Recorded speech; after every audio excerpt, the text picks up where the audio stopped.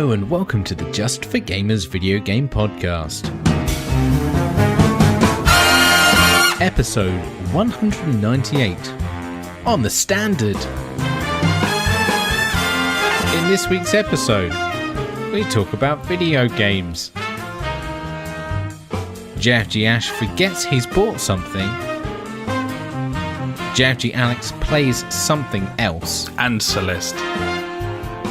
We've got news on sim racing IRL. And finally, Street Beat is ram-packed, buddy. Cheers, buddies.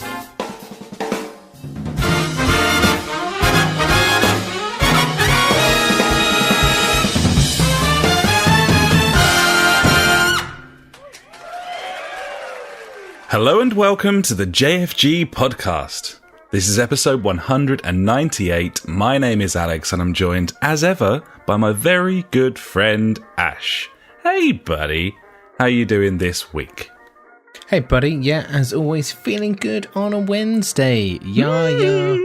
Sparkling thoughts give me the hope to go on, buddy. And this week, buddy, I'm winging it. I'm free and breezy. Can't tie me down with your trying to script this podcast every week. I haven't got any notes. He's born to run. I am. It's a known fact. I'm born to run. He's born to run, frankly. I'm gonna just think about what I've done this week right now. I went to see Nottingham Forest on Saturday. That was cold. They lost. They lost 1-0. It was a silly goal. They didn't really make any chances, but it was free, luckily. There you go. For some reason, my son's football team won another thing to go and see Forest. I don't know if this is just a thing in Nottingham because Forest don't get many supporters. I was going to say, Forest are starting to look a little bit desperate at this point. But their team won some kind of just pick out of a hat competition. Nothing to do with skill, just pure luck. And yeah, they got to take penalties at half-time on the pitch. I was like, fucking sweet. Go nuts, buddy. So yeah, he got to go on the pitch and take a penalty. He missed, unfortunately. Well, if he keeps playing like that, then Forest might sign him up. Yeah, you never know. They might. Other things I did, a lot of drinking, mainly drinking. I went to Manchester. That was it. I went to Manchester on Friday, didn't I? Manchester. Yeah, I went there. Kid. I went there, and that's what I've got. That was nice. Thank you. It was just like it, even though... Fuck off. There you go. You'll hear that a lot if you visit Manchester. Yeah, it was lovely. I went to Media City, which is where the BBC moved to. So many years ago. I don't know how many years. I'm going to say 6. That's a bold statement and also a lie. I suspect that's probably not that far out, really. Okay, well, I might be telling the truth. You'll never know. No, there's no way of knowing. But yeah, went to go around the BBC, buddy. Got to look round it, got shown round because, like I said, we were on 5 Live. And I think they want to do some sort of follow-up piece in the next couple of months or something. They're coming in next week or the week after, actually, to do a recce.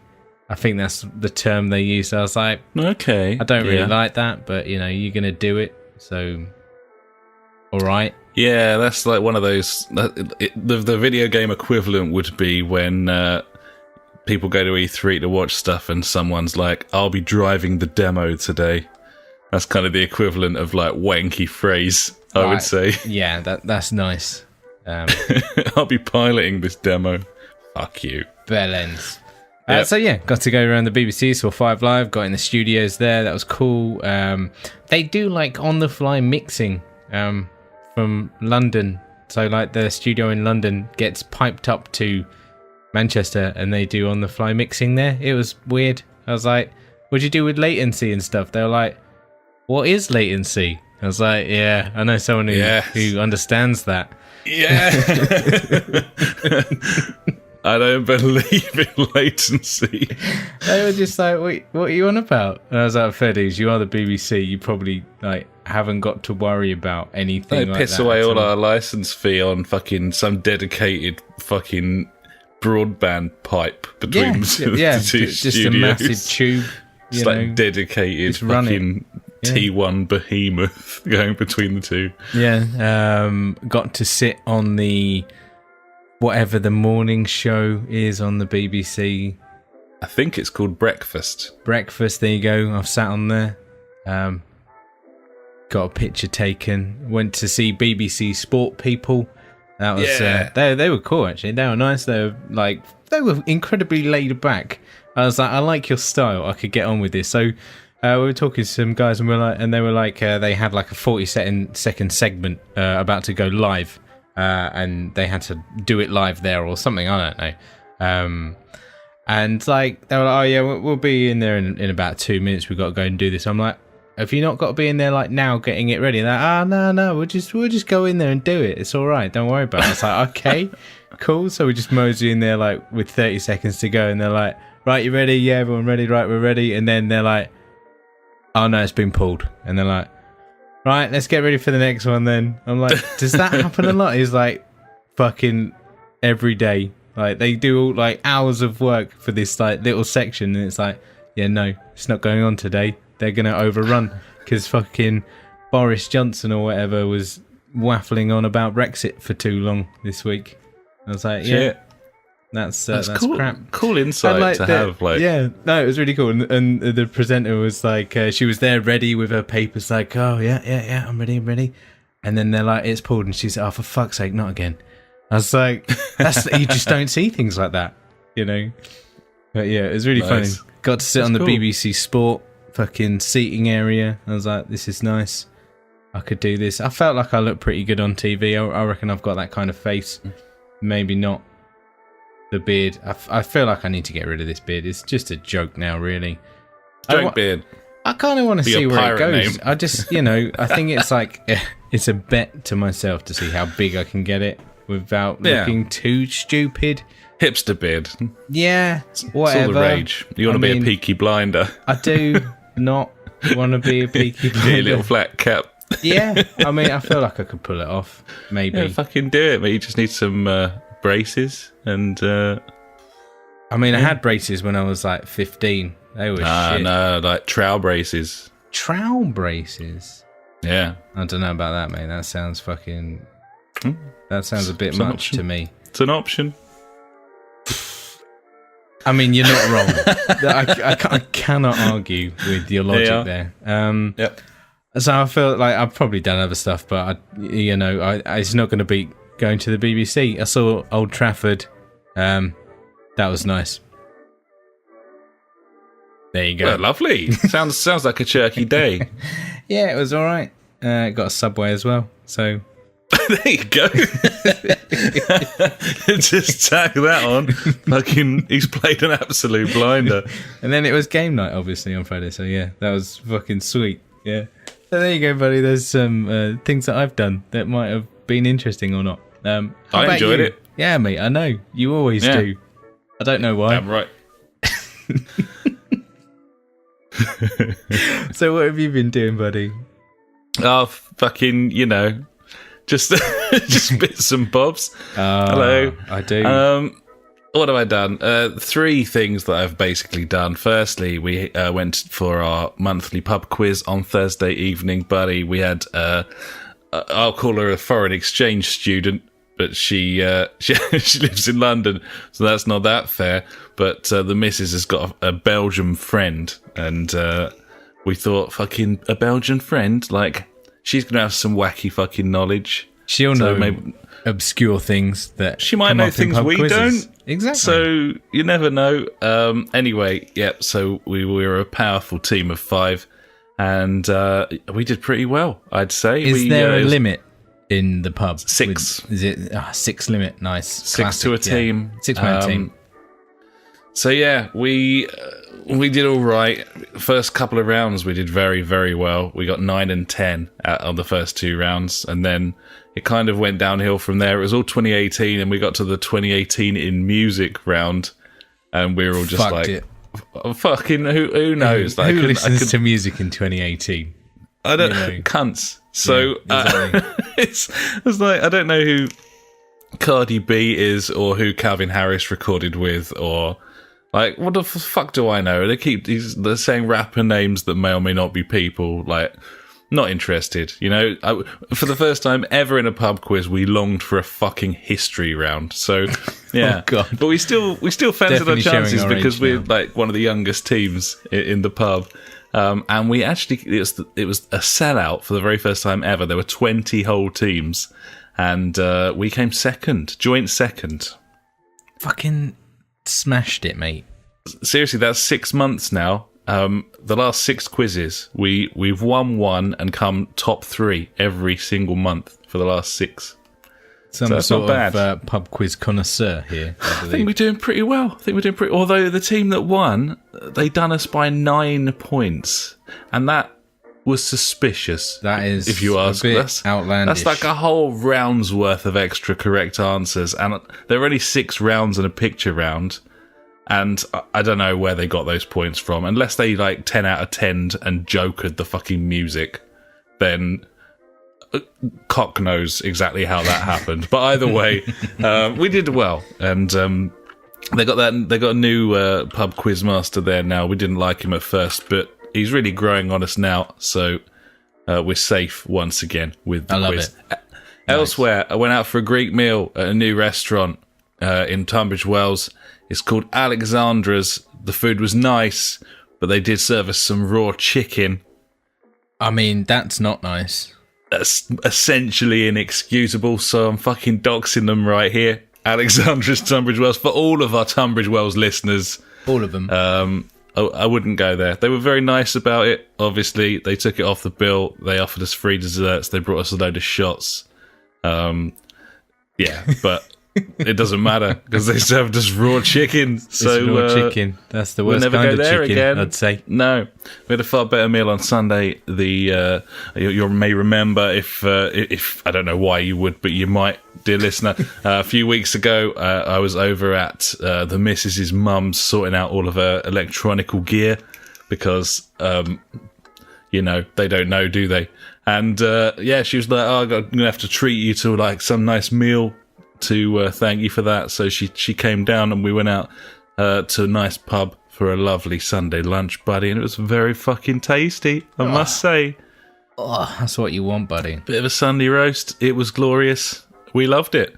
And to be honest, that's really all I've been up to. I haven't done anything much so far this week, and we're already on Wednesday.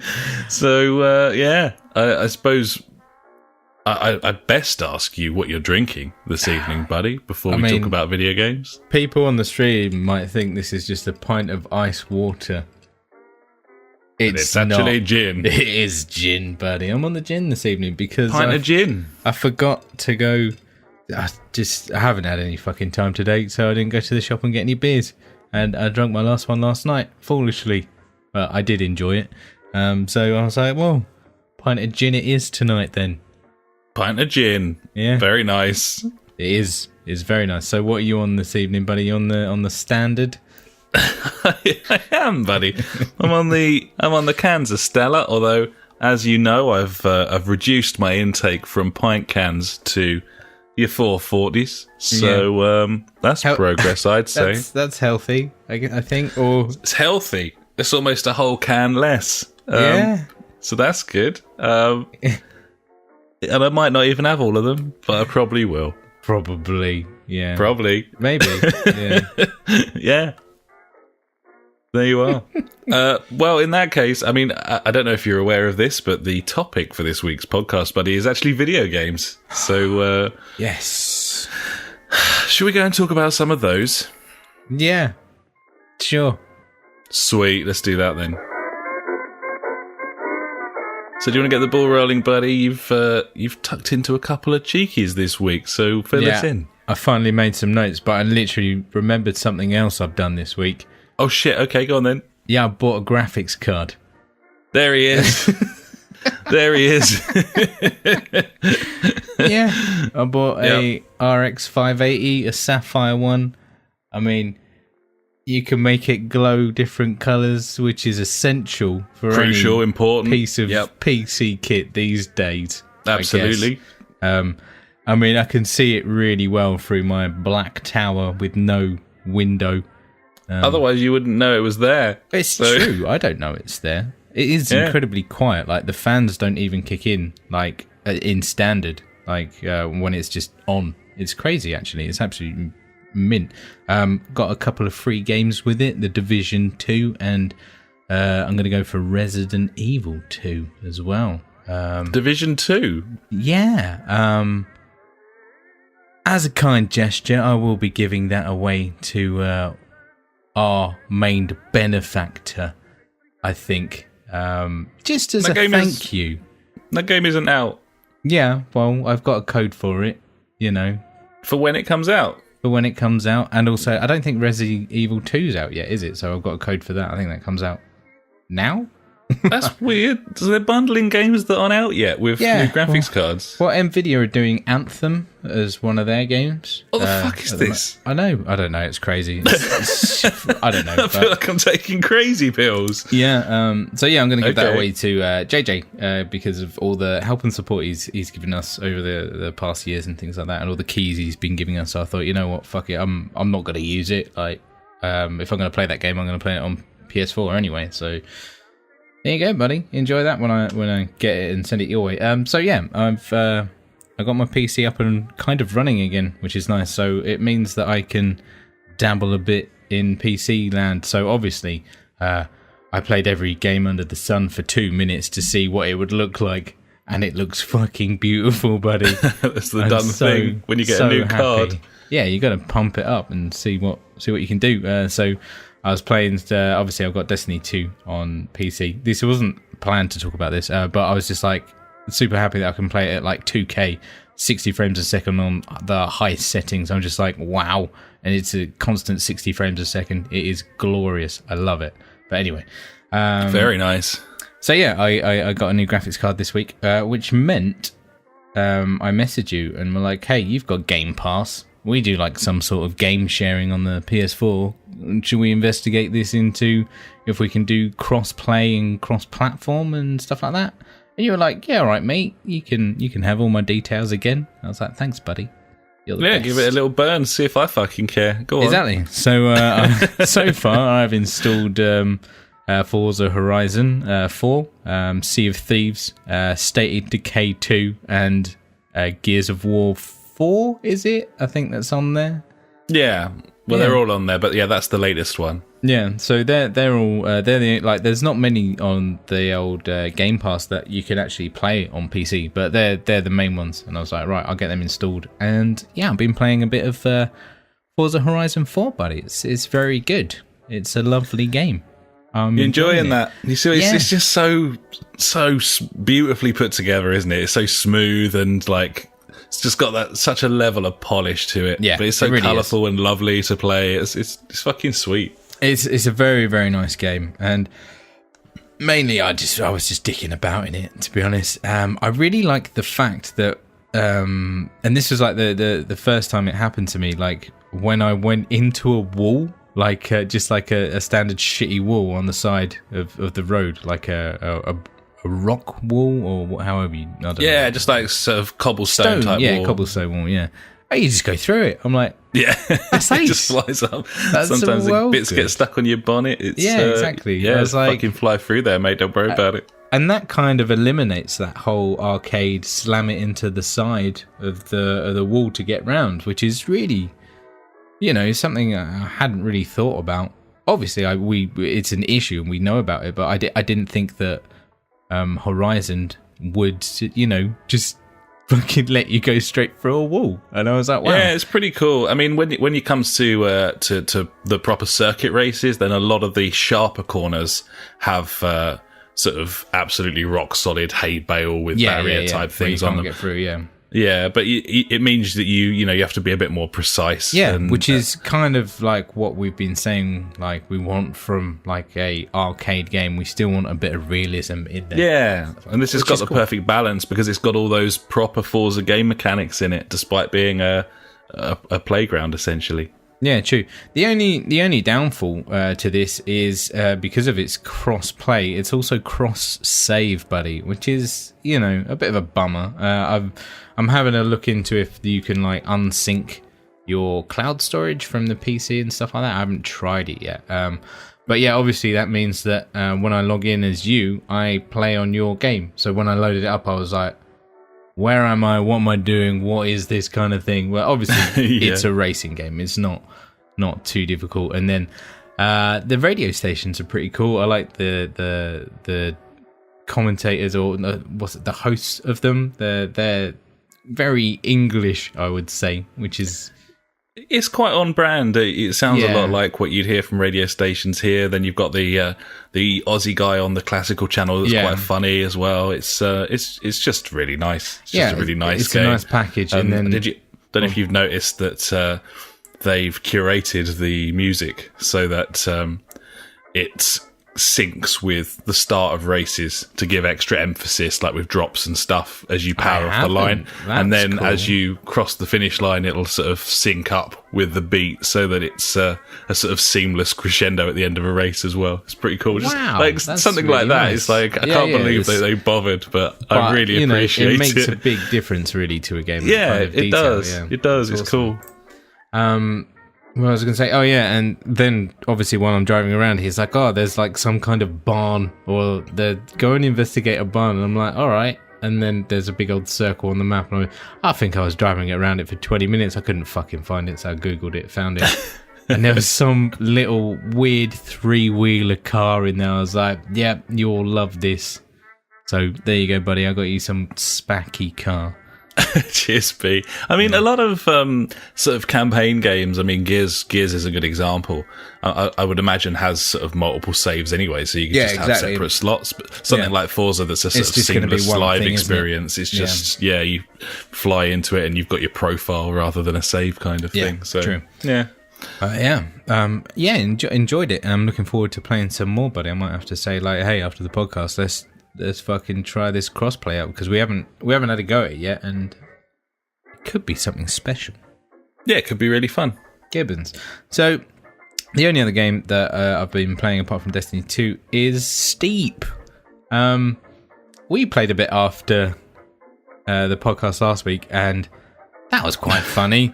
We took the piss a lot and didn't really do much. But I found myself, like, when I'm like, I don't know what I want to play, I just load it up, and then I just cruise down the mountain. I'm like, yeah, woo, doing tricks. It always had that little bit about it, didn't it? That sort of it's a very relaxation easy, sort of thing. Easy, relaxing game. And like, if I want to try and beat the times, I can. If not, I can just be like, all right, I'm going to go down this mountain, get to the bottom, and then go again. It was nice. It's strange. I didn't think it was gonna have this kind of effect on me, where it would be a game where I just load it up out of, not knowing what I want to play. But yeah, it's cool. Like, if it's PS Plus, I'd recommend downloading it and giving it a go. But then again, you might not be into like snowboarding games or that type of like genre. So, I mean, if you don't like that, then don't bother. But if you used to like snowboarding games back in the day, like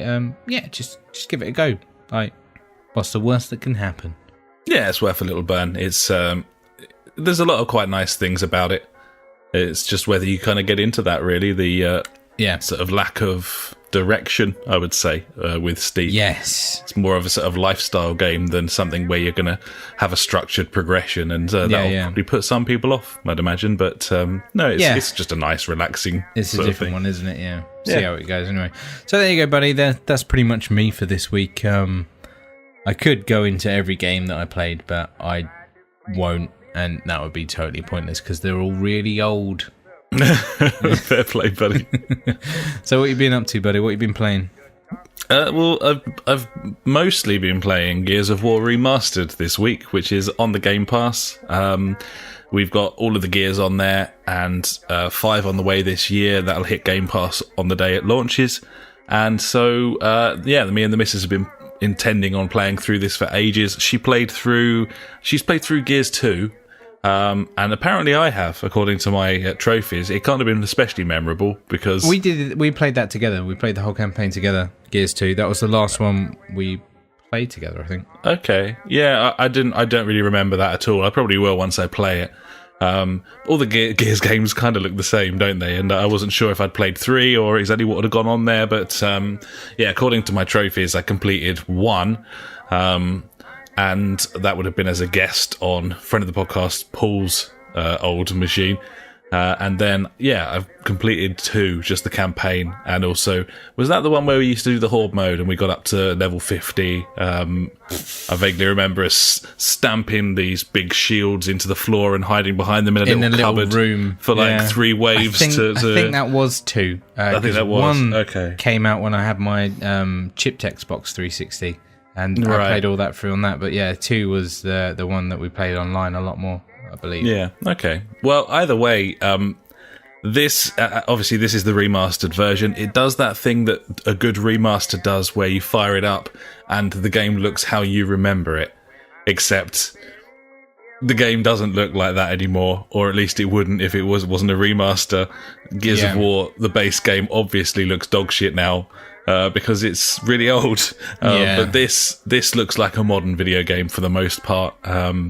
They've made some nice, sort of subtle artistic choices with both the lighting engine and the color palette. Obviously, Gears was kind of famous for being very browny grey for the most part. That was probably the thing that was negatively leveled at it the most. They've kind of addressed that by bringing a lot of the sort of more sort of shades of blue into the game, which is kind of what Gears of War 4 kind of has going for it. That sort of film noir-esque kind of colour palette rather than just sort of a muddy Mad Max kind of thing. Yeah. This game's still brilliant. Like, it's still really, really good. We're enjoying ourselves. We're playing it split screen local, and for the most part, my shitty little 1S is kind of chugging away quite happily. Very occasionally it'll drop down to like fucking 10 FPS as some like big swarm of krill come in, and on the split screen it just starts shitting its pants. I've played a little bit of it without it being split screen, and it doesn't really chug. I didn't notice many drops there, but certainly in split screen I think they didn't quite get that balance right with detail versus performance when the game's running split screen, but it doesn't really detract from it. Obviously it's an old game rejuvenated anyway, and kind of surprised. I suppose I shouldn't be, because it was a massive deal at the time. When this game came out, it absolutely blew us all away. Like, it's just couldn't believe how beautiful it looked, and the fact that you could play it co-op. The cover system was just like fucking perfect. And we loved it, and for that reason, I guess, I remember the whole game. Like, we're about halfway through the story, I think, at this point, and I've remembered every act, every level. That's crazy. I don't think I played through it more than once. I might have played through it twice, but just every little bit, I seem to know what's coming, and that normally that would probably detract. It's quite nice to have forgotten pieces of game, but there's a lot to love here, so it's not really a problem. There's a few things that are there that you won't love as well. Sort of old school game mechanics where, namely sort of staying in the light bits where, there's like the krill. There's some awkward sort of alleged co-op bits where you take separate paths and kind of cross and flank one and takes stuff. the high ground, one takes the low ground. Yeah, like exactly. That, for the most part, it works really well. Again, one thing I will say, for a game of its age, obviously they're using presumably remastered. I don't even know if it would need it, but certainly original game audio in terms of voice acting and so on. And it's a really fun script, and it's a really well acted script as well, at a time when that wasn't the norm at all in video games. It stands up brilliantly. You fucking meet the coal train, and like the missus has never met this character before and was like immediately like, this guy's a fucking dude. And then we met the second one where his missus died. I think I can't remember. What was that? That's the other guy, isn't it? The Dom guy. Oh, was it Dom's? And then you got Baird, who's like the sort of wise, cracky, sarky bastard, and it just really works. Just really works really well. Nice. At this point, I will stop talking about Gears of War 1. Oh, quickly. Yeah. Well, we've got a couple of questions in the chat, actually. Okay. Have we played the fourth one? I haven't played the fourth one. Have you played any of it? I've got it installed, but the aim is for us to go through all of them, one after the other, in anticipation for 5 when it comes out later in the year. So, no, I haven't played 3 either. So I'm quite looking forward to it. I know that was widely considered the weakest. I remember where it lost its way a little. When I bought my... What was it called? The S... I think it was that shiny black 360 when I bought that. Oh one. Yeah, it was the S, I think. I got Gears of War 3 bundled with it, thinking like, oh yeah, this would be really good to play. I never loaded it up once. Just didn't load it up once. Yeah, I'm looking forward to going through it, but obviously it's again like it's going to be interesting to see how those stand up and how those look in comparison to this sort of beautifully redone version of the original. But we'll see. Yeah, the guy, Trophy Addicts, he also goes on about Gears of War 4. He says, absolutely stunning and great co-op play. It was my first Gears game. So, something to look forward to, buddy. Absolutely. Yeah, I'm really looking forward to it. And this is what this Game Pass is for, is just getting stuck into stuff that maybe you wouldn't have bothered with a lot of the time. Like, I doubt I would have ever gone back to Gears of War, despite this being a really nice remaster. But it's, you pay for Netflix so you can binge your way through box sets, and Xbox Game Pass can be used in the same way. We're going to binge our way through the Gears of War series, and lots of hours of fun gameplay, co-op fun to come. It's going to be good. Sounds good. I love it. Gibbons. So elsewhere this week, not a lot, so I'll be pretty brief. Firstly, Hitman 2. I've been playing a little bit of Hitman 2 this week, a sort of hour and a half or so. Just kind of getting to grips with that sort of Jungle Village level, which is the one after the racetrack one. Yeah, and how far have you got in that? You got not very. Again, I really like just exploring them rather than looking for. I think it took me about 4 hours just to get and by the end of it, I was like, I just need to kill them now. Yeah, I don't like immediately going after like the opportunities. Yeah, I know. Me too. I like just pouncing about the general area and kind of seeing what's what and finding funny things I can do and stuff. Yeah, it's really fun. These levels I'm quickly realizing that the levels are really good. They're like the sort of second tier of brilliant maps from the first game, but they're fucking massive. They're absolutely vast, and that's brilliant. But I think that does also detract a little in that, a really cleverly sort of tightly created sort of level like Sapienza, I think is better. Because especially like it throws you into that level, and it's like, right, you got 3 targets. Like, oh fuck me, okay.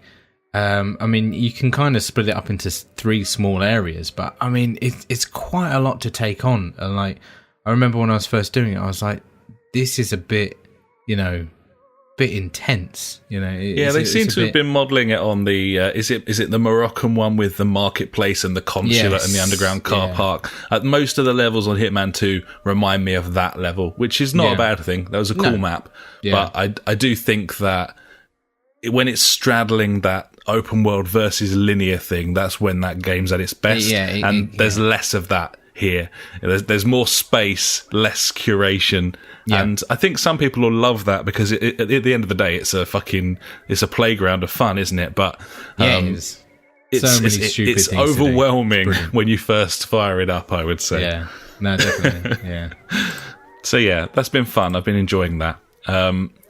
And then finally, and I promise I won't talk about this for very long, I've been playing Celeste. I think I've now played 35, 40 hours of this 2D platformer across 2 different saves. I've completed the game all the way through twice. And I've now completed 4 B-side levels, which are the like rock hard ones, like 1,500 deaths per level. Mm-hmm. But unfortunately, I've completed 3 B-sides on one save and 1 B-side on another save.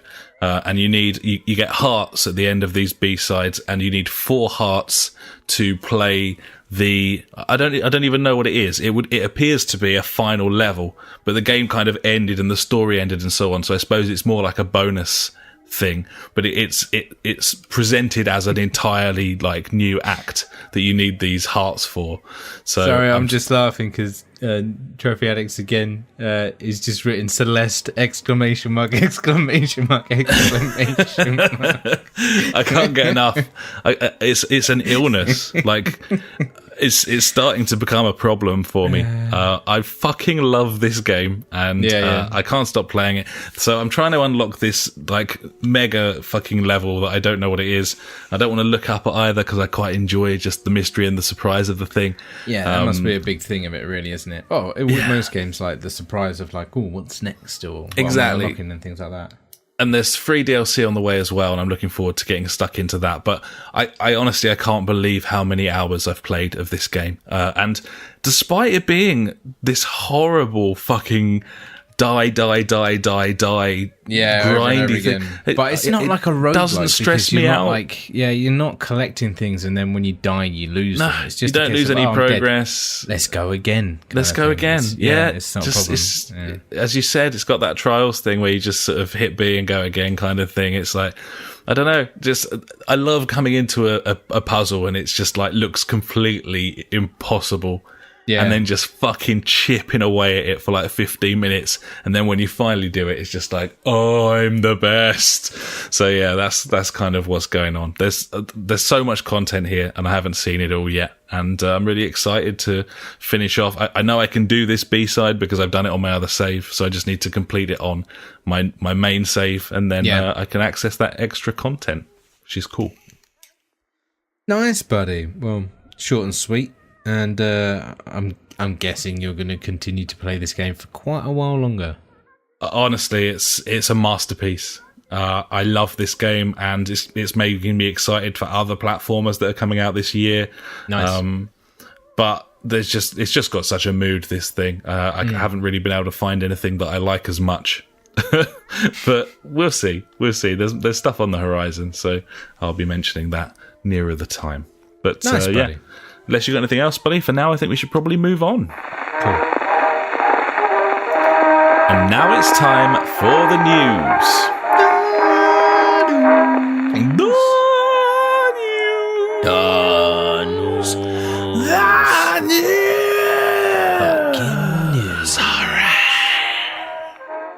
Number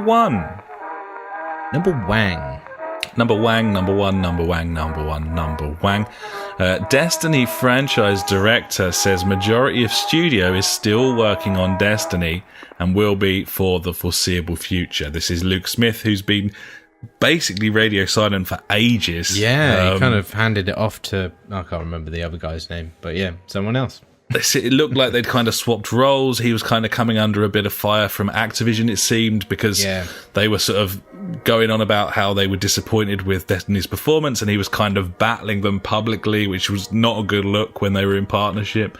It would appear that now they've cut ties, he's re-emerging as the sort of Destiny lead, and it's just interesting to see what they do next, obviously. Destiny 3, highly unlikely that we're going to see anything to do with that in 2019. So it's very much looks like 2019 is going to be another year of new content for Destiny 2, but this time not under the umbrella of Activision, meaning Bungie has full license to do whatever they want. And as we said before, that's going to show, I think we said at the time, find out who the cunt was, because that's kind of what's going on here. At the end of the day, I think what we said last week was it comes down to, Activision were saying, hey, we're guessing they're saying, you've got to push out content at these times, or you've got to be doing so much content this year, whereas now, we might not see content for fucking ages, and I mean, that could mean better content, but, that also means less content, really, when you look at it that way. I think the issue for a lot of Destiny players, it's going to be, for me at least, from the outside looking in, is this game is a money-making juggernaut, and if you're unable to create content for it swiftly, hire more people so you can. Yeah, like, I don't really understand. Yeah, like, I know. the studio doesn't have to be a specific size. Like, if you're raking money in from the fucking Eververse, chuck another 100 people at this thing. Bring more. It's only going to make you more money in the long run. I don't really understand. Were they operating under a sort of some sort of overall payroll budget when they were with Activision? Is that going to change now? Lots of questions. We don't know the answer to any of them, obviously. But it's going to be interesting. And he tends to like speaking in fucking riddles and quoting bits of lore from the game. So there was a bit of that going on. I know. Pretty cheesy. Yeah, a lot of people lap that stuff up, though, don't they? You know, he knows if you're his that audience. invested into the game, then it's Trophy back again in the chat. Alex, you're going to play it? We need someone for the raids.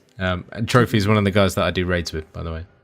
Yeah, no, I just don't think I'd ever dedicate enough time to it. Like, I played a fair bit of it, and I like going through the content first time round. The raids, I've always quite liked the idea of getting in on the raids at some point, but I'm just not willing to devote the time required. No, I'd just be a huge disappointment and hinder everyone around me, so that wouldn't be fair at all. But I like hearing about the raids because I think that there's a lot of things I don't like about Destiny and Destiny 2, but the raids are something that I can kind of understand why people are kind of invested in that, because it's just like a sort of like a super level kind of thing of your favourite game. And Luke Smith mentioned sort of old stuff and kind of hinted a little bit, or at least there's been some sort of people talking that maybe Vault of Glass is going to either feature in this year's content in some way or be a major component of Destiny 3. So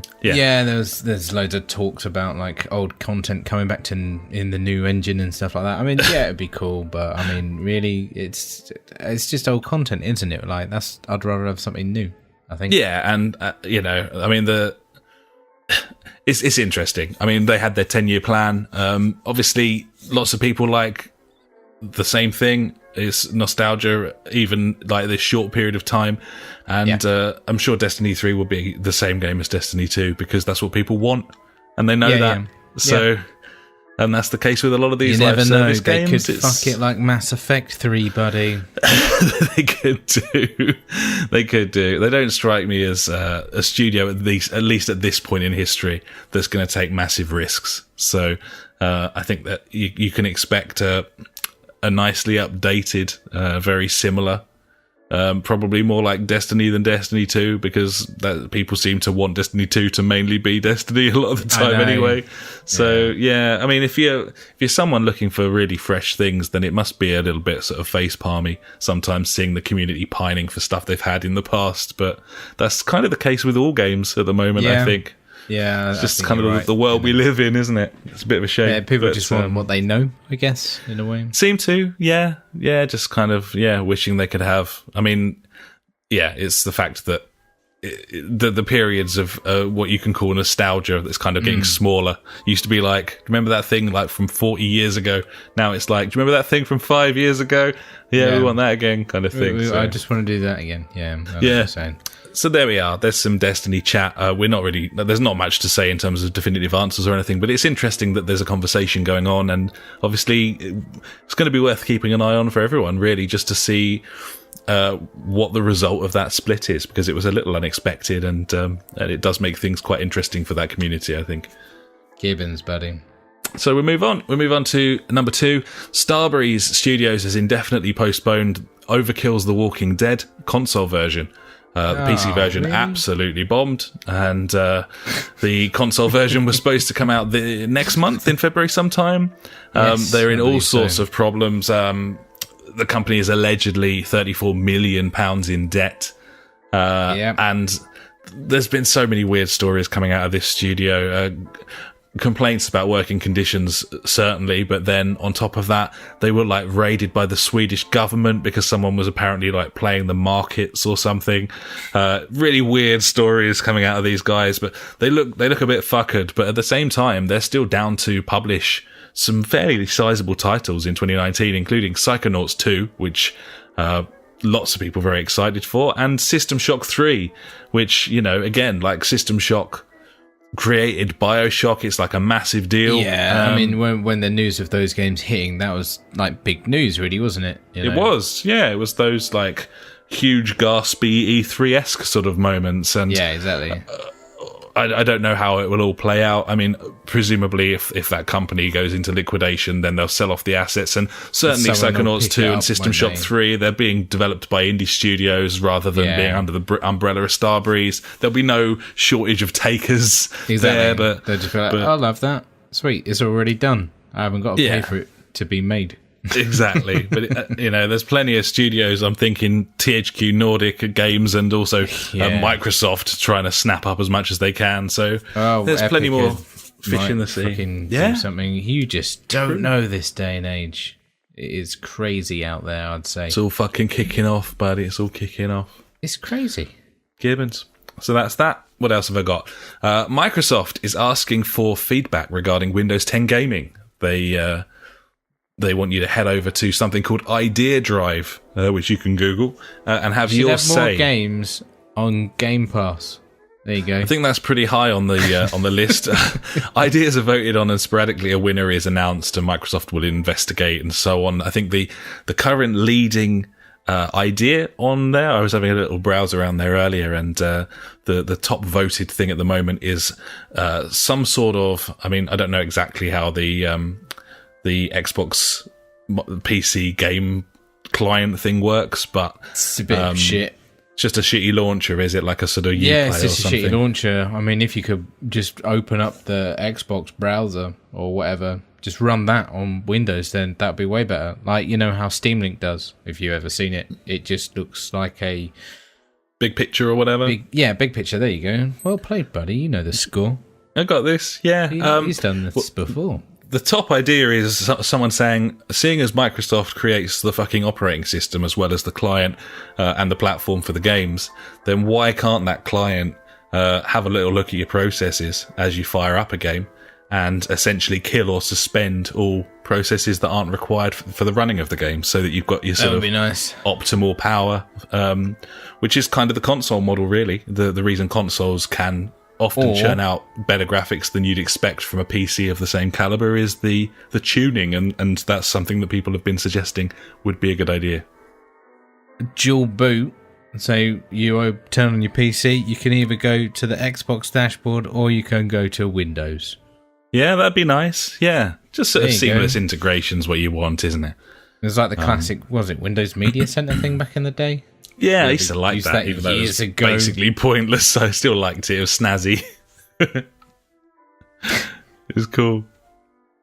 But yeah. Anyway, Idea Drive. That's their thingy. I think it's a good idea that they're asking people. Some people might think it's a bit lazy, but well, I don't know. See, like the whole thing about like having a community of whoever, like just on Reddit, like there's fucking communities for everything. Like it's stupid. Yeah. And people have like good ideas and bad ideas.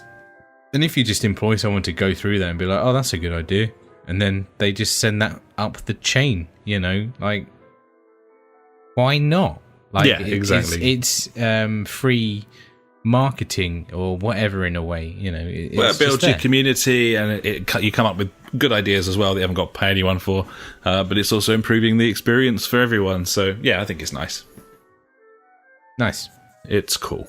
Talking of people who want to know stuff about stuff, meanwhile in the UK, the government is launching a gaming inquiry. So they're doing a full-blown inquiry.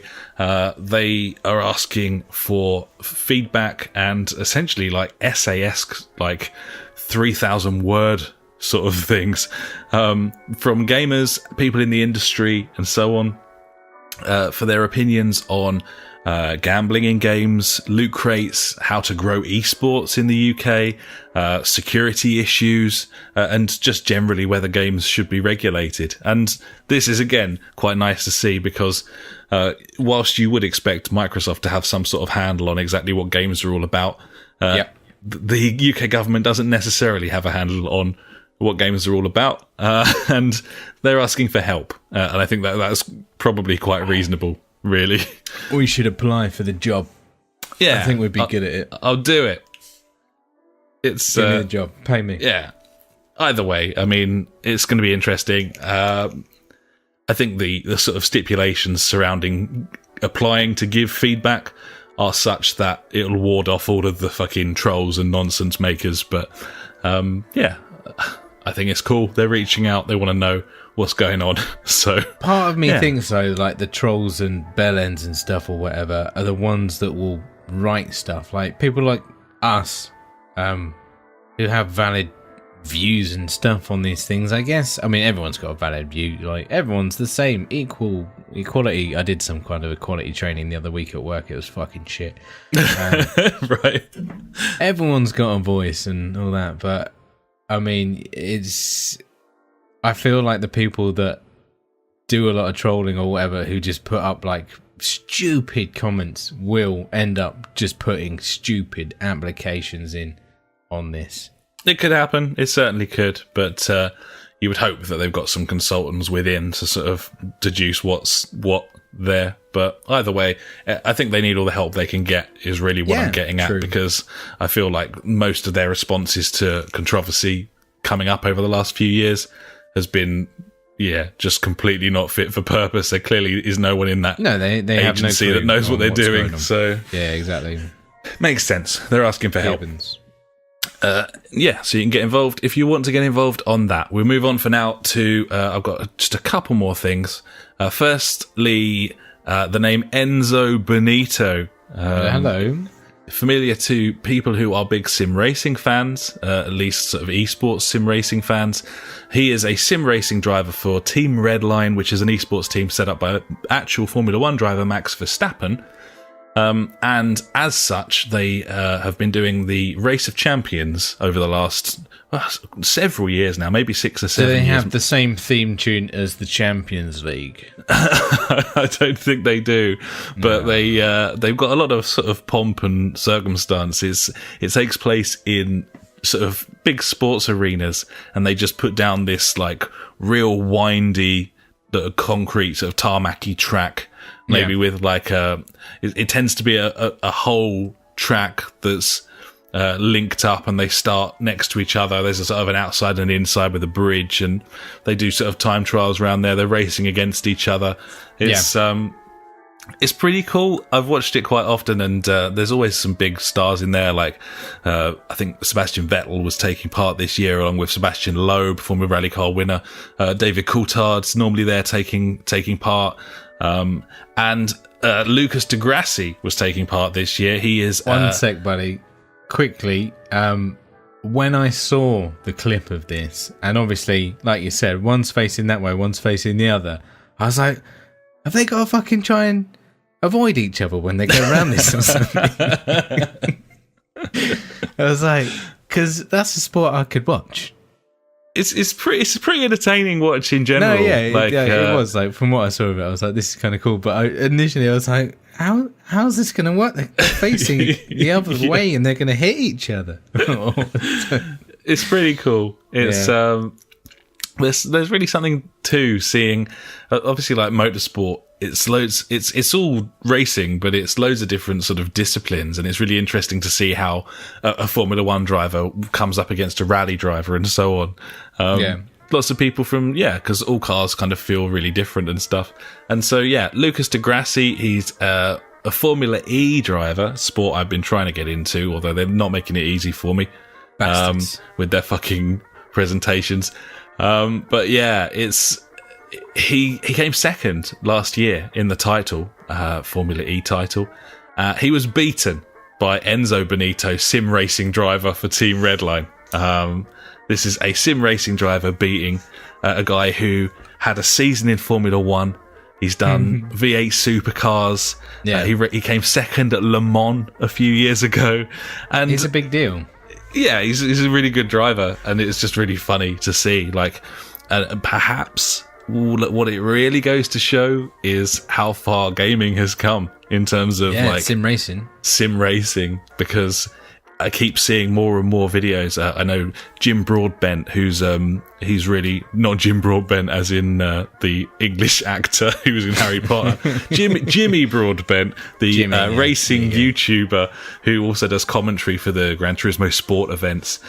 He's been out to the Top Gear test track in the last week or so with McLaren to race like a GT4 car, and there's more and more of this crossover going on, and there's more and more car manufacturers getting esports teams and that sort of thing, and it's just, I think you're going to see a lot more of this because some of these esports races are shit hot, and you put them in a real car, they're used to the proper simulators with the whole rigs and everything, and they will be fucking rapid. So so he won, just a one-off race, but pretty impressive all the same.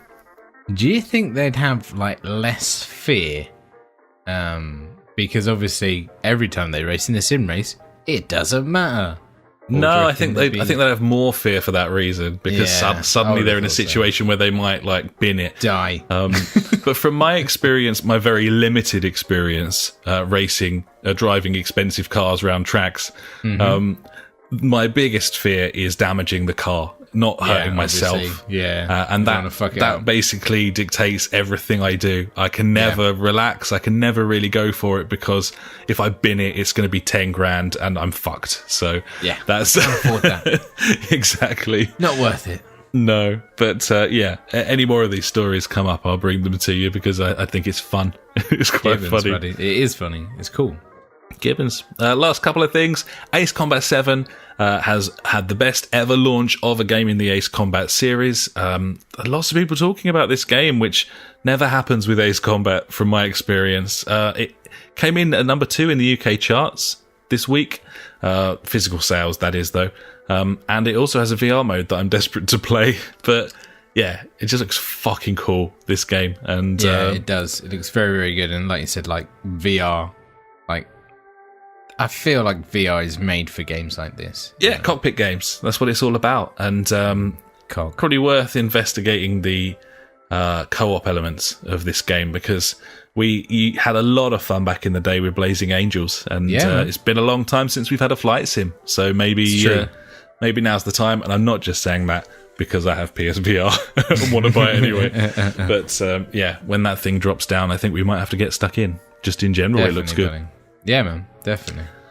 Finally, from me, Trials Rising. We've had some information on Trials Rising. We already knew a fair old whack about this because we were in the closed alpha and beta sessions. The game's nearing launch at this point, and the thing that stands out for me and concerns me the most is the fact that it appears to be riddled with loot boxes and a secondary premium currency. Which got introduced in Trials Fusion as well, didn't it? Acorns. That's right. So despite the fact that loot crates are going to be cosmetic items, there's still loot crates. It's this loot crate system. It's an economy that the game is creating. And from my recent epiphany in video games, it just makes me not want to have anything to do with it, because I feel like it's just going to keep trying to get you to grind away at stuff, because there has to be a grind, otherwise there's no reason for people to spend real money, and that's something I'm concerned. I mean, there's positives here. I think the game looks like it runs properly now. It's really awful in the alpha in terms of performance, but it's an alpha, you can kind of understand that. Lots and lots of content. The fact that it's going back to its roots in terms of the design of the levels and the lack of the stupid tricks and stuff, that's all gone. I like that. They've also announced that all user created tracks and content will be cross-play across all the platforms, and that's really cool as well. But this loot crate thing, it's just feels stupid at this point, if nothing else, because a lot of games are trying to distance themselves from this sort of stupid fucking, loot crate currency nonsense. And 2019 games coming out, I think they're going to get a lot of shit for being the first game in 2019 to go hard on a premium economy. Now, do you reckon that's a Red Linux thing, or is it a Ubisoft thing? It has to be. I mean, you're always going to side with the developer in these circumstances. Of course you are. You're going to assume that the publisher's saying, look, it doesn't matter how good the game is you make, it's only got a limited reach from its audience, and as such, you're going to have to try and fucking grease the palms a little bit here, and you're going to have to think of a way to do that. That's how you always see it. Obviously, Red Lynx, they would never admit that. The same goes for Bungie, although maybe they will now. But I'd imagine there was some pretty robust non-disclosures going on there after that split. But I presume it's Ubi. I mean, they've got this bullshit in all their fucking games, so you can assume that it's them. But I don't know. I don't really know. I feel like these games are usually pretty popular, but at the same time, they tend to be sort of 35 quid sort of launch prices and drop down really quickly. So it must be difficult for them to make the money required when they're under the wing of such a massive publisher as you've got to maintain that income for so long, I'm guessing, or hit certain targets, and if they don't, then you're fucked, really. It's just disappointing considering how long it's been since Evolution. Yeah, like it's been all this time. We're finally getting a new Trials, and it looks to me like it's a lot like the old game before Evolution. And but also has this shitty fucking loot crate currency microtransaction shit in it. So not cool. Don't like it. Worried about it, but we'll see. Yeah, it's always something to worry about, buddy. It's not going away either. So fuck it, Gibbon. Fuck it indeed. And that's my news, buddy. I think it's time to hand over to you for my favourite section, and I'm sure the listeners as well, buddy. And that, of course, is Ash's news favourite things of the week. If you like news but hate information, you have found the right place. Ash's news favourite thing of the week. Cheers, buddy. Only a couple of things this week. Nothing major, Is what it is. Can't do nothing about it. I just don't like what I see in the news these days. Fair play. Firstly, though, Skyrim Together multiplayer mod nears full release at last, apparently. So we heard about this years and years ago when it kind of first came out. It's Skyrim with your buddies, which was, a massive thing for us. We were like, that sounds fucking amazing. And we've had the discussion before on how it could work and couldn't work and things like that. I think pretty much most people know where we stand on that. Yeah, well, it was the reason we were excited for ESO as well, and then it came out and was an MMO. Yeah. So that was shite. And we were kind of excited a bit about Fallout 76 being like, oh yeah, Fallout with your buddies, and then that turned out to be an absolute pile of wank. No, it's got no narrative, so you know, game over. It doesn't really help, does it? So I don't know. I'm glad that this is getting pushed forward, and I can't remember the guy's name on YouTube, but he's done like hundreds of videos of it, and I've watched a few of them and really enjoyed it because it's Skyrim, that game that I've loved so much in the past. I did load that up the other day on the PC and was like, this looks like balls now though. Yeah, I had a little dabble on Skyrim VR last week, and that's a graphical shit show, that thing. Yeah, but it's not pretty. It's novel for the fact that you can play in VR, but it just looks so horrifying. Exactly. It's not great. I don't know. Hopefully this comes out and it gets a lot of attention, and then some company can be like, hopefully CD Projekt Red will be like, wow, this is something that we could do with Cyberpunk 2077. Yeah, there have been rumours of co-op play on that, and that would be fucking mint. To be honest, that'd be cool. Certainly would. So yeah, that's coming out and near release, buddy. Last thing, buddy. Going back to my new favourite topic now is the Mad Box. Made by Mad Studios. That Ian Bell, the CEO, he's amazing. He's such a nut job. He's the best guy in the world. But the stuff that he comes out with on Twitter is just fucking golden. It's amazing. Anyway, they have posted some artwork, some designs for the controller. for the Mad Box, which is coming out at some point, maybe. Who knows? I don't, because this thing's just mental. Anyway, if you want to have a look, just obviously Google it and you can look at it. So I'll do a little brief description. Obviously, it's like your kind of standard controller shape, apart from it seems to be longer, like height-wise, I would say. The bottom of it, say like you've got a DualShock 4, there's like another inch on the bottom under the thumbsticks for some reason. I don't really know why, but it's there. Thumbsticks are in the same place as a Xbox controller.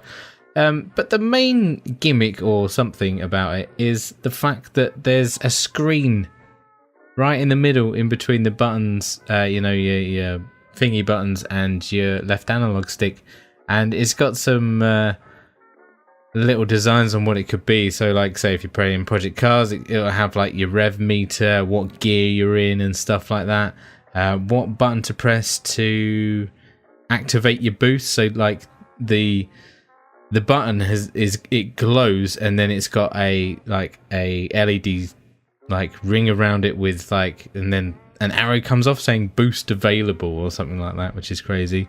There's one for I'm guessing some sort of first person shooter that says that it's got a big X and a skull saying eliminated, and then the button that is highlighted, it says next respawn with a counter coming down. Which is kind of cool, I guess. And then finally, it's got QWERTY keyboard on there as well as a touchpad. I mean, yeah. Why are they doing this? I don't care. I love it. This is amazing. This is it's so for me, good. this is like the craziest thing I've heard of in. I just don't. This is the craziest thing. It's mental. It's also got rear paddles as well. Like someone asked him some questions about it. I know, and then he's like, "Oh, bonus sneaky picture of like the underside of it and things like that." The triggers look mental. They look like you could snap them off if you were not too careful. Are you looking at it now? Yeah. It looks fucking stupid. I mean, if anything, it looks like the original Xbox controller, the first one. Like the Duke. Yeah. But it looks really big. It does look big, and the buttons look small in comparison. Yeah, it's weird. He did say say somewhere that it's smaller than you think or whatever. Yeah, I mean, it doesn't look comfortable. It just looks ludicrous, along with the console itself. It's funny. I think it's really funny. It's absolutely mental. I love it. Really hope they make this thing. It never dies. I hope it'll never go away. Be like $1,000 probably once they cover all the costs of all the weirdness and the fact that they haven't got a fucking industry in position to manufacture the thing in bulk. It's just fuck it, mate. I'll do it. Don't you worry. Fruits, love it. Good stuff. Mate. So there you go, buddy. There's my news favourite things of this week, and I'm hoping there's more news on the Mad Box next week. Me too. I think we can all agree on that one, buddy. Thank you very much for that news. And before that was my news, and that, ladies and gentlemen, was the news. And now it's time for Out This Week. Let's take a look at some games coming out this week.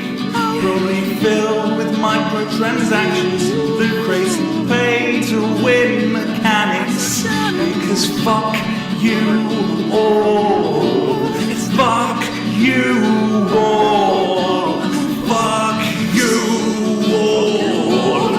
Fuck you all. Buy our shit. And that's out this week, buddy. What we got? Not very much. Kingdom Hearts 3 on PS4 and Xbox, and Ace Combat 7 on PC. There you go.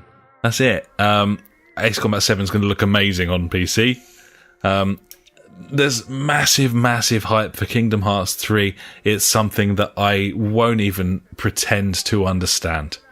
So I'm not even gonna. But it's a big deal to a lot of people. And best of fucking luck to those guys. Got a quick question here.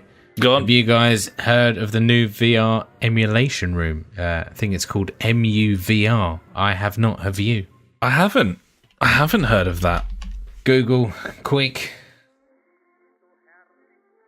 So it's almost like Tabletop Simulator, but for a video games room. For video games. That's kind of cool. So like you can pick up like the disc or the cartridge or whatever and stuff like that. That's kind of cool. Well, it's kind of the thing that Windows were trying to do back in the day with their like Windows Home and stuff, where you could you had like a house.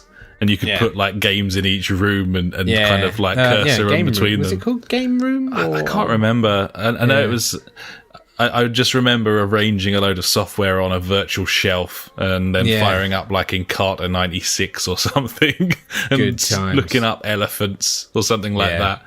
But no, that's cool. That's quite cool. I mean, we've always liked those sort of meta type things like Tabletop Simulator, for example. Yeah, exactly. Where, you know, it's kind of like positioning you in a virtual environment where that's as, you know, part of it is to interact with things and not necessarily be in a VR world for the software that you're using. Like how this is like people could get this and like build their collection, and you know, like when people post their massive collection of old games on shelves and stuff like that, just be like, yeah, I've got this in VR. Look at all this big collection. Yeah. This is like, cool. You could make your own like fucking game room and stuff like that in VR and stuff, and do like a walkthrough. Be like, There's amazing opportunities for customization there, isn't there? That's definitely. Well, I mean, you think of all like the different simulators and stuff like they're out there, like PC Simulator and stupid things like that, where like people go nuts over building stuff like that. Imagine if you had like a game room simulator and then you could play all of those games, like, oh yeah, here's my retro section. Very cool. I like it. It's good stuff. Nice. Well, thank you very much for that. Every week we end the show with questions and comments sent in by you. If you've got anything for us, just pop an email to the jfgpodcast@gmail.com or contact us on Facebook, Twitter, or at justforgamers.co.uk.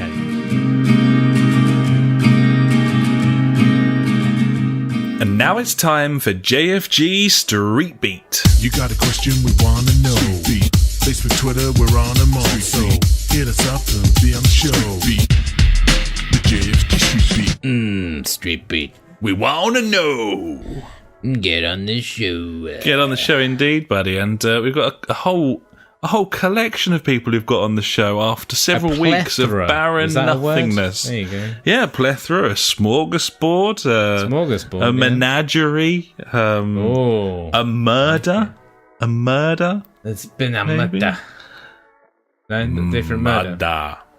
Murder of crows, a murder of podcast enthusiasts, people who are popping in to say some shit. And here we are reading it out. Firstly, from the pod questions section of our Discord, which you can find by heading to our website, www.thejfgpodcast.co.uk. You can find a link to our Discord there and get involved with the discussion. There's a separate channel where you can ask pod questions for Street Beat. You can also contribute by going to the Street Beat page on our website there as well, if you fancy. It's entirely up to you. But this week we had... got this covered, mate. I know what I'm doing. This isn't my first rodeo, buddy. Gibbons. So this week we've got a little bit of a mini chat between Cosmic Dad and JJ. Cosmic Dad saying, what's the plan for making the 200th episode of the podcast one we can never forget? And JJ suggested, hookers, blow, spitfires and dragons. I like the spitfires and dragons because that reminds me of the age-old question. You know, who would win out of a Spitfire and a dragon? And or the was answer, it multiple? Was it course, multiple Spitfires? Well, yeah, I think it was a numerous Spitfires versus a dragon. The dragon would win in all scenarios. It's a simple question that the author of that book obviously didn't want to tackle head on because it's a very obvious answer. So yeah. Straightforward, really. It's just science. Yeah. Cosmic Dad said as long as they stream it. We certainly will stream it. Streaming it. I've been threatening a mammoth quiz for quite some time now. I'd probably say like 50 odd episodes. Full-blown pub quiz. with questions are all about stuff that's come out, stuff we've been playing, and things we've mentioned on the pod since our very first episode. And I think that it might be episode 200 might be the time for that, buddy. Fucking hell. So what, you're just going to ask me like 100 questions? A whole quiz, a whole pub quiz, 6 or 7 rounds. Straight to me, or have I got to make some questions for you? It's up to you, really. I thought we could have an intros round. We can have put these in order of release date sort of round, and then I was also thinking maybe we could finish the show off with a top 5 or maybe top 10 of games that we have played since we started making the show back in, I think, what was it, 2014? 2015. 2015. Yeah. So yeah, those are the ideas that I had for the show, but I certainly think a big old pub quiz. My idea was, what's the best name of the podcast that we've had? That's a good idea. Episodes. There you go. We certainly want that in there. That's all I had. I thought that was a good one, though. It's a start. It's a start. Well, anyway, those are some ideas. There's going to be a quiz. Whether the whole show's a quiz, I'm not sure, but there is going to be a lengthy quiz in episode 200, which gives me exactly 2 weeks to write a very lengthy quiz. And I'll inevitably leave that until about 2 days before the event. But that sounds good to me. In my head, I'm going to start on it tomorrow. So that's fine. Get that shit done. Yeah, we'll do something, I'm sure. It'll be fine. We'll do like the guess the what was it, logo thing that I did, where that works really well on a podcast. It's brilliant for radio. Absolutely. Something that requires an image. It was a masterstroke from yourself, and certainly should return in episode 200. I did enjoy like the music ones that we used to do and stuff like that. That was cool. That was fun. I've always been a fan. We should do more quizzes. They are fun. I do like the quizzes, yeah. And it's been a little while. I don't think we've done one for quite a few shows now. So, that's true. So yeah, expect some trivia, buddies, for episode 200. And that's one of the many ideas we have. And certainly, I think a top 5 list of probably a top 5 list from our Game of the Year shows. If we collated all those games and picked a top 5 out of all of them, I think that would be quite a nice thing to do. A very difficult thing to do. Yeah. But a nice thing all the same. Okay. Sounds good. There you go. Elsewhere, we've had contact from our friendly neighbourhood funk buddy. He's not so neighbourhoodly right now. No, he's passed through. I think he was in Bali last couple of days. So that's nice. Where the fruit is. Yeah. Fruit and barley? Fruit and barley, yeah, absolutely. That's what it's the only thing it's known for. Robinson's Fruit and Barley. Yeah, I can't imagine he stayed there long, because once you've seen the fruit and barley, then what the fuck else are you going to do? What else is there? Move on. Next location. So anyway, Funk says, a couple of games you mentioned in the past that I have seen Slipgator playing on YouTube. I don't know if you've seen Slipgator, buddy, on YouTube, but he's a funny motherfucker. Yeah. So it's worth a look. Little Nightmares looks really cool. That's a game that we gave away on our quiz, on our competition, rather. Yeah, Gleam.io competition. Just last week, I believe. So there you go. He said it looks really cool, proper eerie and creepy. Also, Atlas looks fun. Basically looks like Arc Engine and the mechanics, but with pirate ships and exploring. Is that not from the Arc people? Atlas. Good question. I have no idea. I believe. Let me just verify that live on the show. Please. Studio Wildcard. It's Atlas. Studio Wildcard.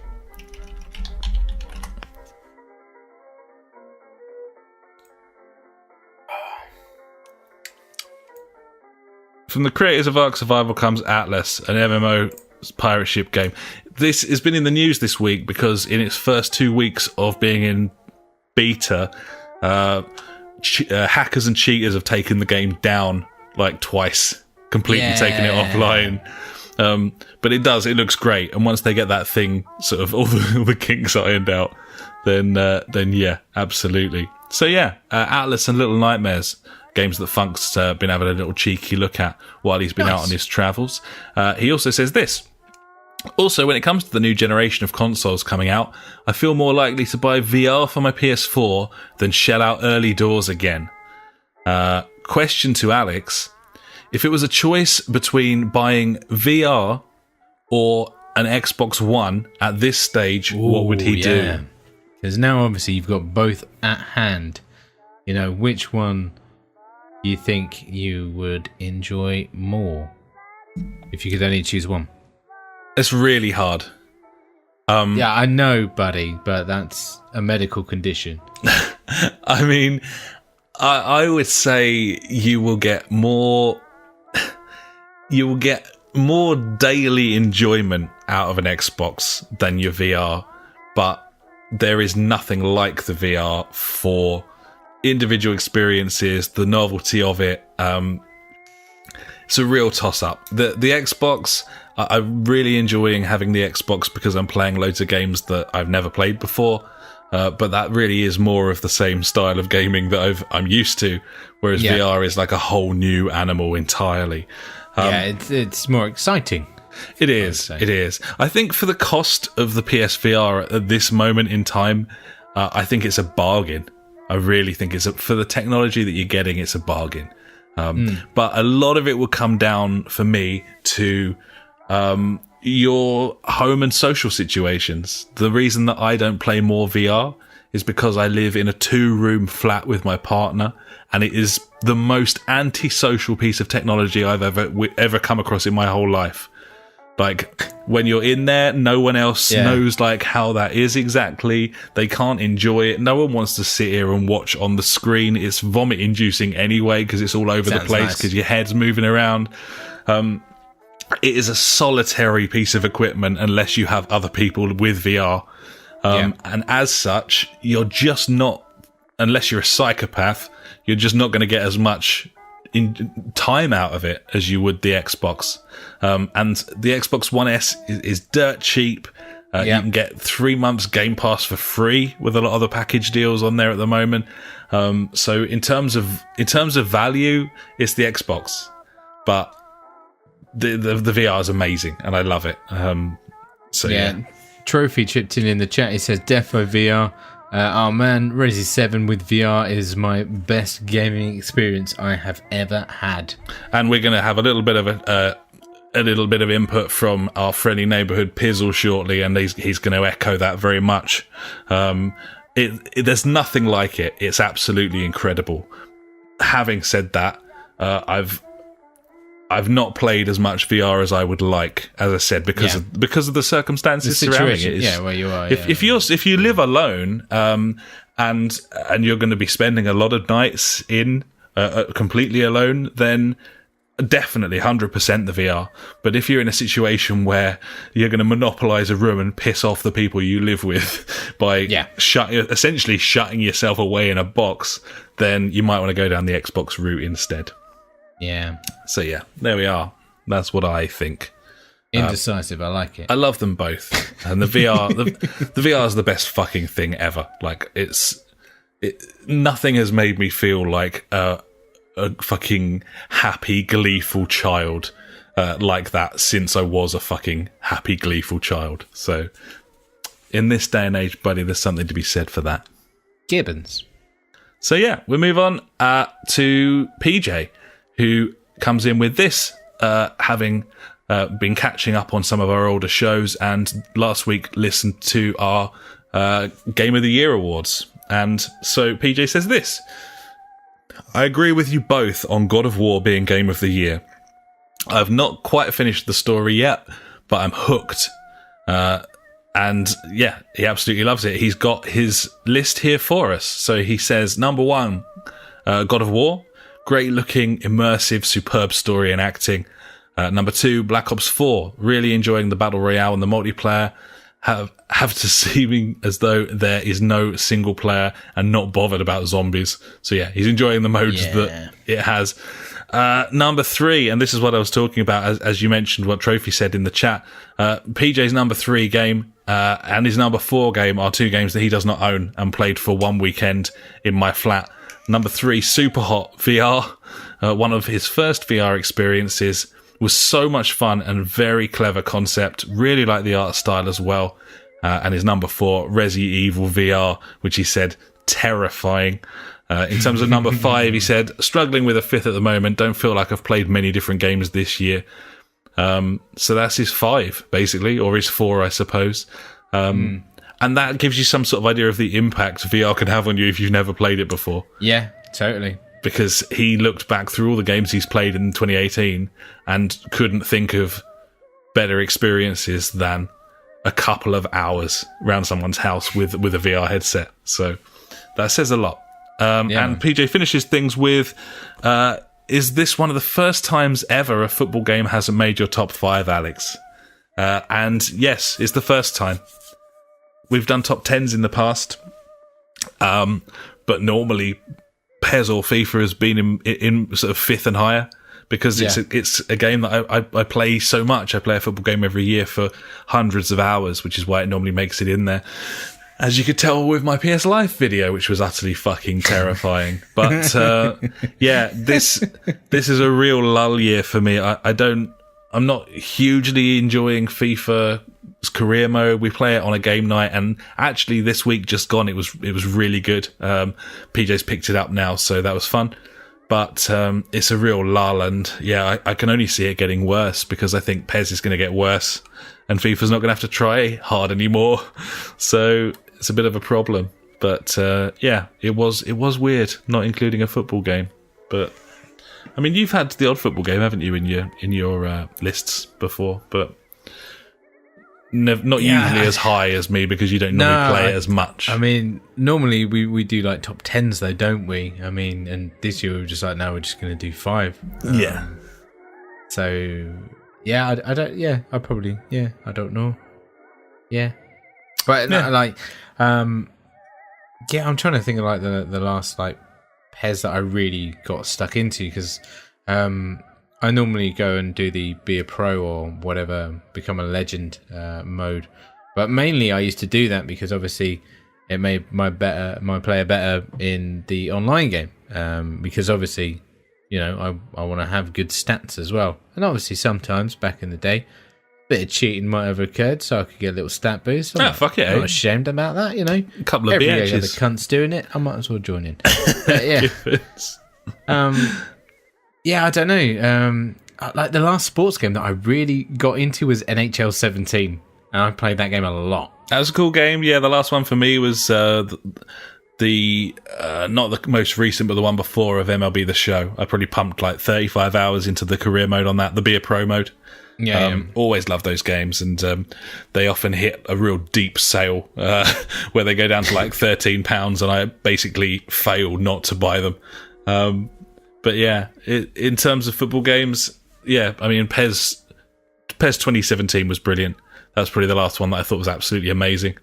But yeah, pretty concerning times for proper football gaming fans in the coming years. I think it's going to look a little bleak if Konami don't get their act together. I think they're trying to chase EA Sports down a path that they shouldn't, rather than play to their strengths, and that's going to cost them, because no one wants, at least if it's different to FIFA, then it's got, you know, a unique selling point or two.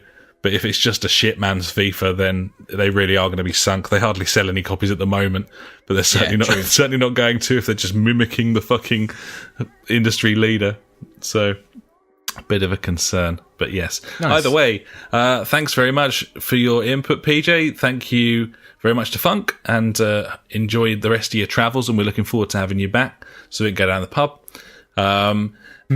Thanks to Cosmic Dad, thanks to JJ, and thanks for Trophy for all getting involved this week. Much appreciated. And as I mentioned before, head over to the jfgpodcast.co.uk, have your say, anything you pop in there, jump in on the Discord, let us know what you're thinking. We always like to hear from you, and that's why this section exists. So, thank you. So I think that'll about do us, buddy, for episode 198. We are 2 weeks off of our 200th episode. Shit, son. It's been quite fun this evening. I've enjoyed this. It's been decent. It's been very casual and pretty much the norm, I'd say. I'm enjoying where the show's at the moment. If you don't like it, fuck you. Yeah, get shitted. But nice to see the old stream hanging in there quite tasty with your new graphics card. Obviously has made the difference. We wondered if it would. And things are looking stable, I take it, at your end. Which is good. I believe there's still issues with latency and streaming abilities, but that's just me setting delays and stuff. We'll get there. I'll iron that shit out when I can, and whatever, innit?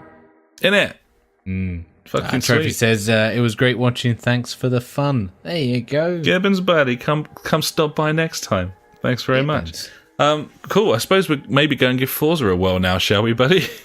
Damn straight, I got my PC up and running right now, buddy. Fucking sweet as the punch, we get on that. In which case, thanks everyone for listening. Thank you very much. We'll be back next time.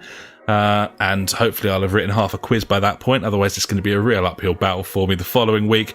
I doubt it. But I'll probably be back to talk about Celeste next week, buddy. So fucking look forward to that. And can't wait. Until then, thanks very much. I have been Alex. He has been Ash. Oh, goodbye. Farewell.